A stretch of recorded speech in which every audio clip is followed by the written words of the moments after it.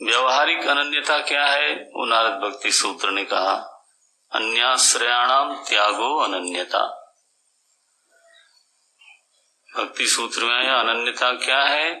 बोले जब बुद्धि में दूसरे के आश्रय का त्याग हो जाए। दूसरा माने ईश्वर के अलावा जो है वो दूसरा है। लो, हमारा जो प्रभु है बस वो हमारे बुद्धि में आश्रय भाव में वही बैठा हो और उस जगह पर और कोई न बैठे। अन्य आश्रयाणाम बहुवचन है, अन्याश्रयाणाम त्यागः अनन्यता, ये पहली अनन्यता है। इसी को भगवान आगे कहेंगे भक्ति मई अव्यभिचारिणी। अव्यभिचारिणी भक्ति चाहिए। भक्ति में व्यभिचार नहीं होना चाहिए। 15 जगह आश्रय बुद्धि लगाना ये जो है व्यभिचार है। तुलसी बाबा ने लिखा, मोर दास कहाई नर आशा, करहु तो कहु कहाँ विश्वासा। मेरा दास कहलाते हो और लोगों में आशा रखते हो। मुझे काशी के नक्खी घाट के संत ने ये बोला था। कोई बात चल रही थी, निष्कामता की बात मैं कर रहा था। बोले क्या बक बक करते रहते हो, निष्कामता, भगवान के सामने निष्काम भक्ति करनी चाहिए। कामना है तो फिर कहाँ रखोगे उसको? कामना जगत के सामने रखोगे और निष्कामता भगवान के सामने दिखाओगे कि आदमी जगत के सामने सकाम और भगवान के सामने निष्काम। ये उल्टी बात करता है आदमी। बोले इसको सीधी करो। अगर हिम्मत है तो जगत के सामने निष्काम बैठो और कामना है तो ईश्वर के सामने रखो। ये तो चल जाएगा। लेकिन ये तो व्यभिचार है सीधा सीधा। उन्होंने जो दृष्टांत दिया वो बड़ा ही अजीब सा है।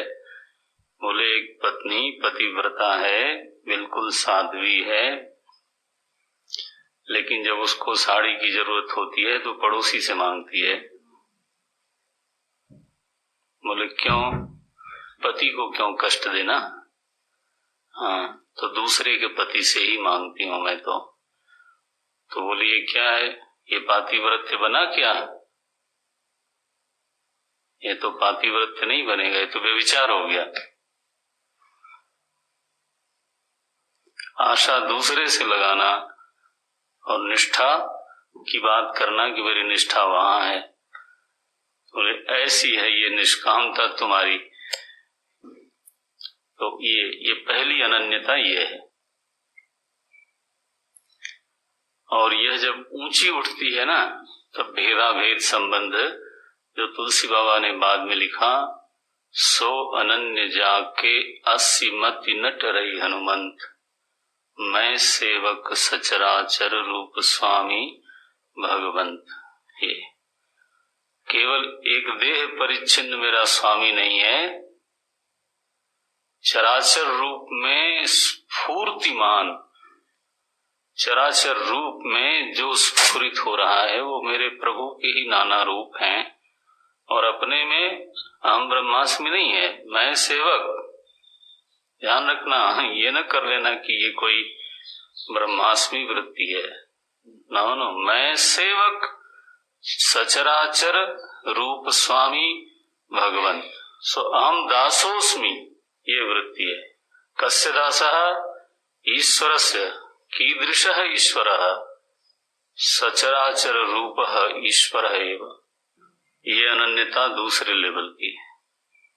और फिर अनन्यता पारमार्थिक होती है, जिसमें आत्म सत्ता और ईश्वर सत्ता में लेश मात्र भी भेद नहीं है। जीवत्व भंग हो जाने से केवल सत्ता ही है, उसको न ब्रह्म सत्ता कहने का जरूरत है न तो आत्म सत्ता कहने की जरूरत है। बस।